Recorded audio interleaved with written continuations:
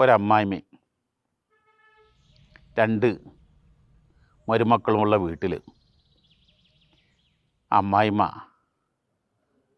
വീട്ടിൻ്റെ അടുക്കളയിൽ വീട്ടുജോലിയിൽ നിറഞ്ഞു നിൽക്കുന്ന മരുമകളെ പ്രയാസപ്പെടുത്തേണ്ടെന്നോ പറഞ്ഞു വീട്ടുമുറ്റത്ത് പത്രം വായിച്ചിരിക്കുന്ന മരുമകളെ വിളിച്ച് മുരിങ്ങയുടെ ഇല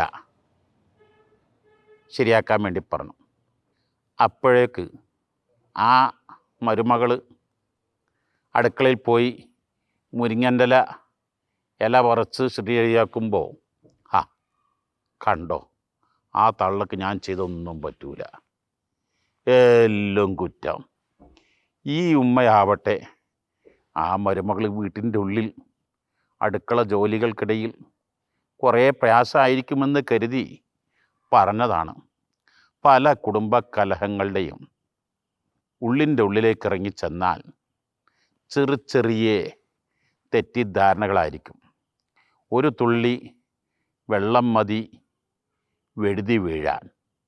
ചെറിയ തെറ്റിദ്ധാരണകൾ മതി വലിയ പ്രത്യാഘാതങ്ങൾ സൃഷ്ടിക്കാൻ. ഇവിടെയാണ് ആരും ആരെക്കുറിച്ചും തെറ്റിദ്ധരിക്കാതിരിക്കുക.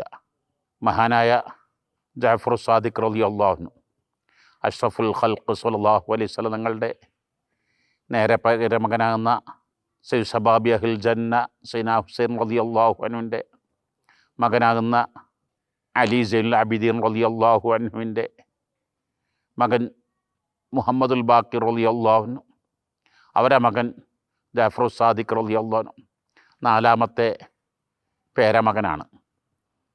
പറഞ്ഞൊരു വാക്കോർക്കുക, നിൻ്റെ സഹോദരിൽ നിന്ന് നിനക്കിഷ്ടമില്ലാത്ത വാക്കുകളോ പ്രവർത്തനങ്ങളോ ബോധ്യപ്പെട്ടാൽ നീ അതിന് 1 തൊട്ട് 70 കാരണങ്ങൾ, അത് ഉദാഹരണത്തിന് എന്നെ എൻ്റെ സുഹൃത്ത് കല്യാണത്തിന് വിളിച്ചില്ലെങ്കിൽ അദ്ദേഹം എന്നെ പ്രയാസപ്പെടുത്തണമെന്ന് കരുതിയേക്കാം.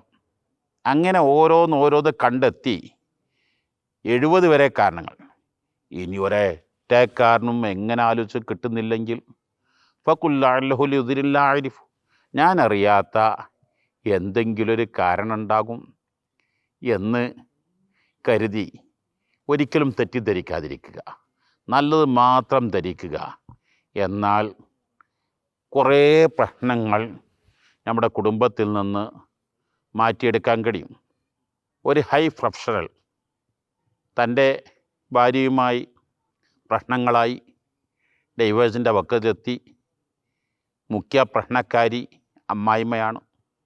അവസാന ചർച്ചയിൽ അമ്മായിമ്മയുടെ കാല് പിടിച്ച് മാപ്പ് പറയാൻ ഒരുങ്ങിയപ്പോൾ, കാലിലേക്ക് കുനിഞ്ഞപ്പോൾ അമ്മായിമ്മ പറയും, എൻ്റെ കാല് പിടിച്ച് തള്ളിടുക അല്ലേ, അതല്ല എൻ്റെ പരിപാടി. ഇങ്ങനെ എത്ര തെറ്റിദ്ധാരണകളാണ്. ഇതെല്ലാം വർജിച്ച് എല്ലാവരും നല്ല മനസ്സോടെ ഒരു നൂലിൽ കോർത്ത മുത്തുമണികളെപ്പോലെ ഒരേ മനസ്സോടെ കൂടിയിരുന്ന് ആലോചിച്ച് എല്ലാവരും നല്ല രൂപത്തിൽ കഴിയാൻ ശ്രമിക്കുക.